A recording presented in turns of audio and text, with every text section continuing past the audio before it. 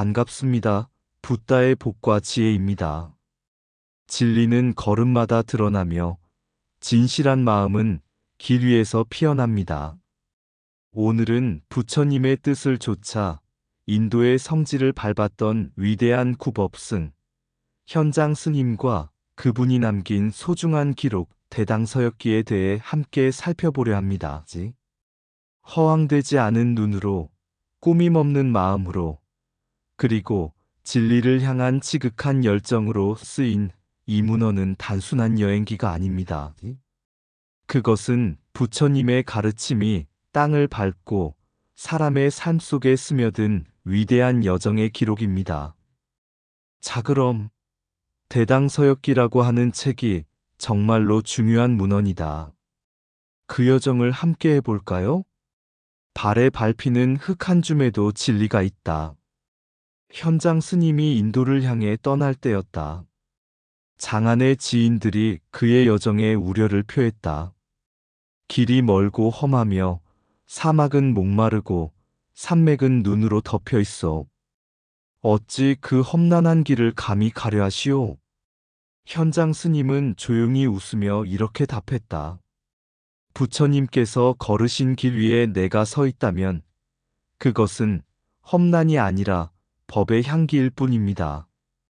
그렇게 수년의 여정 끝에 인도의 보드가야에 도착한 현장 스님은 드디어 부처님께서 깨달음을 얻으신 보리수 아래에 이르렀다. 그는 그 자리에서 몸을 낮추고 조용히 땅을 만졌다. 이 땅 위에서 진리가 싹텄구나.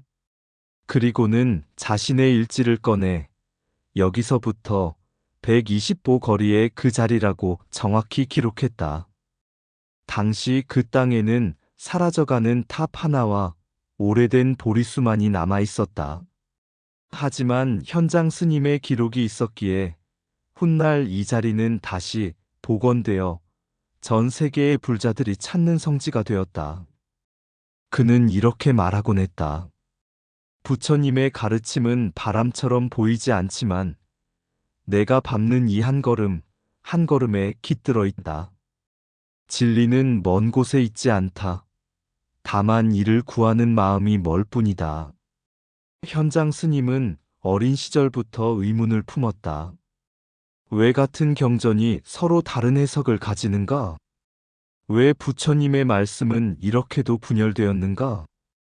그 의문은 결국 하나의 결단으로 이어졌다. 나는 그 말씀의 근원, 인도에서 부처님의 진리를 직접 보고 오겠다. 그 길은 곧 구법의 길이었다. 현장 스님은 당나라 조정의 허락 없이 홀로 국경을 넘었고 사막의 모래 폭풍과 히말라야의 혹한을 뚫고 수년간의 험난한 여정 끝에 인도에 도착하였다. 그는 부처님의 발자취를 따라 110개가 넘는 성지를 일일이 직접 밟고 마치 이 진리는 책이 아니라 땅에 새겨진다는 듯 모든 유적지를 참배하였다. 그리고 마침내 불교학문의 총본산인 나란다 대학교에 도착하였다. 그곳에서 4년간 그는 인도 최고의 석학실찬한타에게 유식 사상을 깊이 배웠고 수많은 논설을 직접 읽고 토론하며 진리를 새겼다. 그러나 그는 그 자리에 머무르지 않았다. 진리는 나 혼자 품기 위해 존재하지 않는다. 그는 당나라로 돌아오는 길에 657부, 520만 자에 달하는 불경과 논설을 수레에 가득 싣고 돌아왔다. 그 안에는 오랜 세월 풍화되어 가던 경전, 번역되지 못한 법문, 그리고 인도, 불교의 마지막 순결까지 담겨 있었다. 당으로 돌아온 후 그는 목숨을 걸고 가져온 경전을 번역하기 시작했다. 그 작업이 바로 대당서역기와 수많은 대승불교 경전 번역의 시초가 되었고 이후 중국과 티베트, 일본 불교의 근간을 이룬 지혜의 뿌리가 되었다. 어느 날 그에게 한 제자가 물었다. 스승님, 그 위험한 길을 무엇 때문에 가셨습니까? 현장 스님은 조용히 손을 모아 이렇게 말했다. 부처님께서는 진리는 글에 있지 않다. 그것을 깨닫는 마음에 있다고 하셨다. 그러나 많은 이들이 진리를 담은 글조차 얻지 못하고 있다. 나는 그 글을 가져와 그들이 진리를 볼 수 있게 돕고자 했을 뿐이다. 그의 말은 곧 부처님의 뜻이었다. 진리는 자기 한 몸의 구제에 머무르지 않는다. 진짜 진리는 남을 깨우기 위해 다시 먼 길을 걷게 하는 힘이다. 이 이야기는 부처님이 말씀하신 지혜는 나눌 때 진정한 공덕이 된다는 가르침과 일치합니다. 현장 스님의 구법 여정은 단지 배움의 길이 아닌 부처님의 자비와 중생구제의 실천 그 자체였던 것입니다. 진리는 머나먼 땅에 있지 않다. 다만 그것을 찾으려는 마음이 멀어졌을 뿐이다. 깨달음을 얻기 위한 걸음은 멀어도 그 뜻은 한 생각의 결심에서 비롯된다. 부처님의 가르침은 책 속에만 머무르지 않는다. 실천 속에서 다시 살아난다. 지혜는 깨닫는 데서 끝나지 않고 나누는 데서 완성된다. 한 사람의 구법은 천만 중생의 등불이 된다. 진리를 향한 길은 고난으로 포장되어 있으나 자비의 마음으로 뚫고 나아간다. 모든 경전은 결국 한 사람의 연민에서 시작되었다.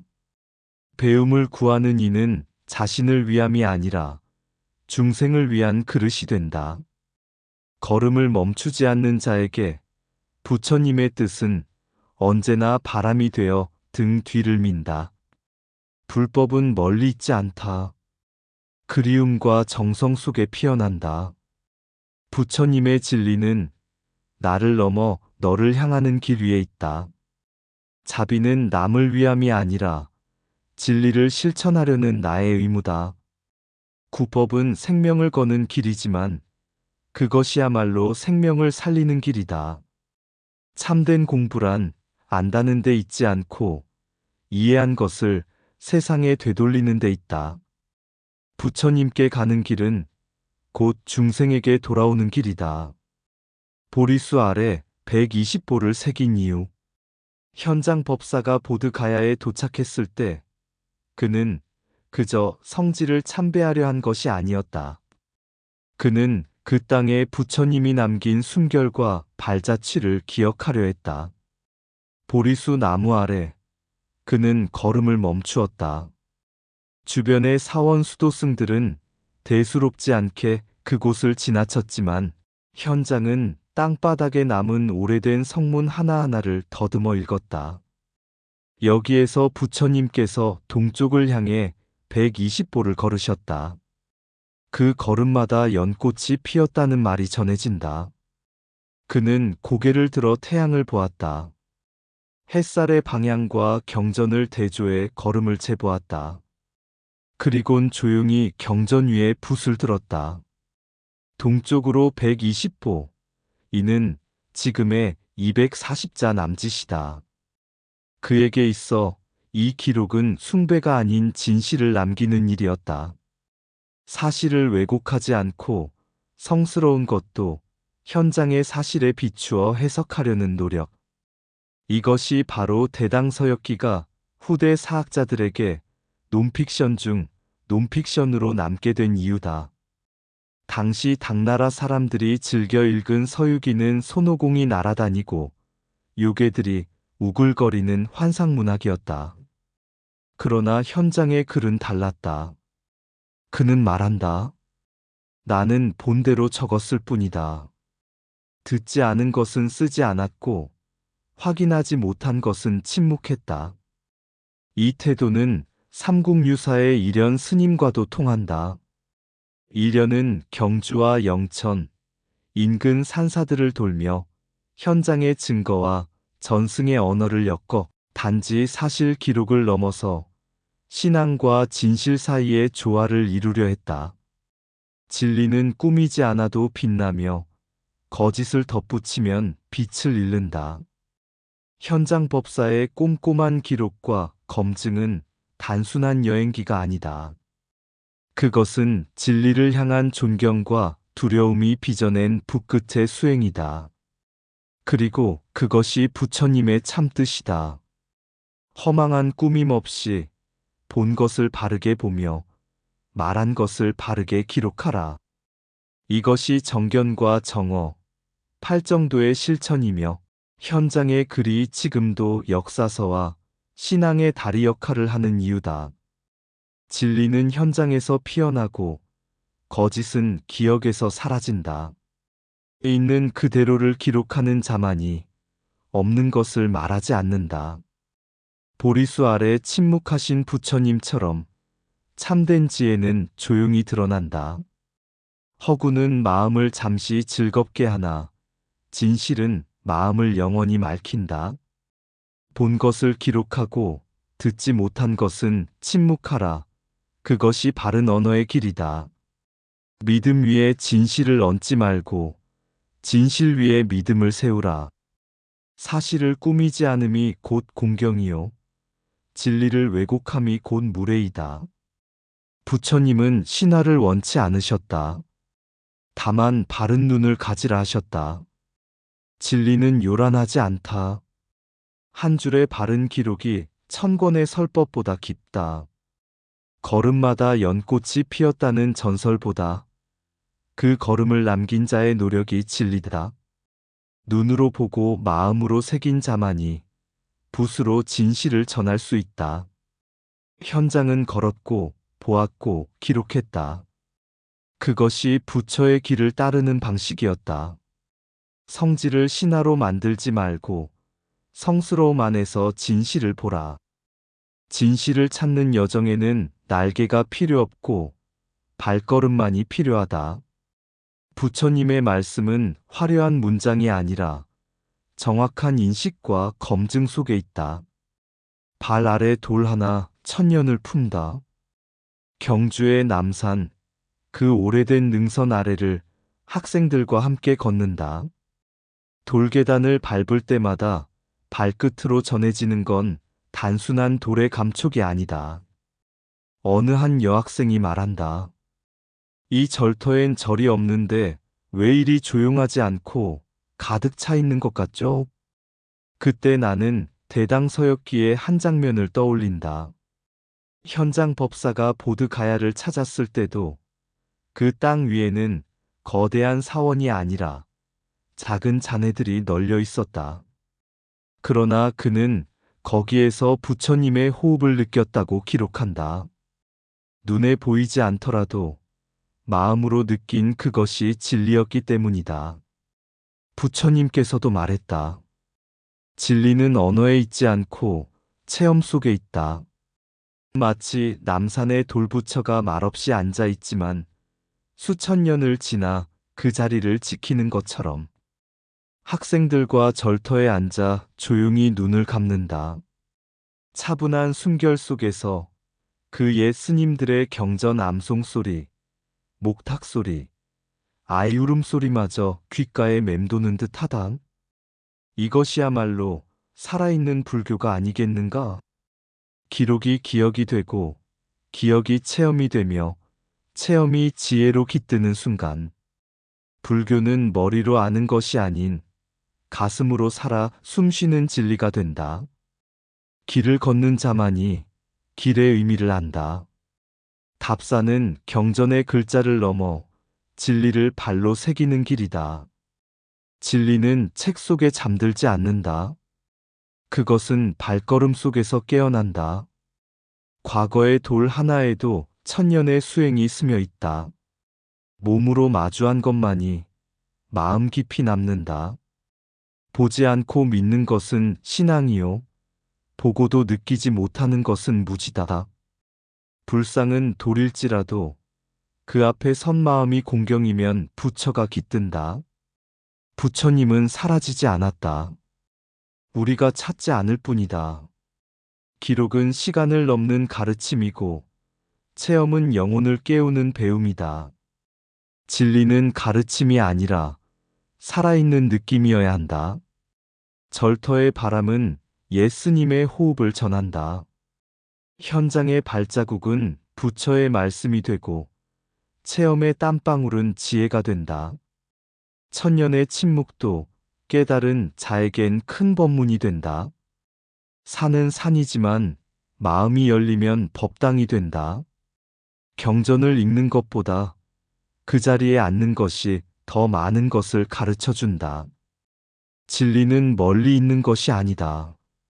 그것은 지금 여기에 조용히 숨쉬고 있다. 마음으로 걷는 길 위에서 현장 법사가 먼 인도를 향해 떠났던 그 여정은 단순한 지리적 이동이 아니었습니다. 그것은 진리를 향해 몸과 마음을 다해 나아간 참된 수행의 길이었습니다. 그는 나란다의 문을 두드리기 전 수많은 유적을 두 눈으로 확인하고 바람을 맞으며 흙먼지를 삼켰습니다.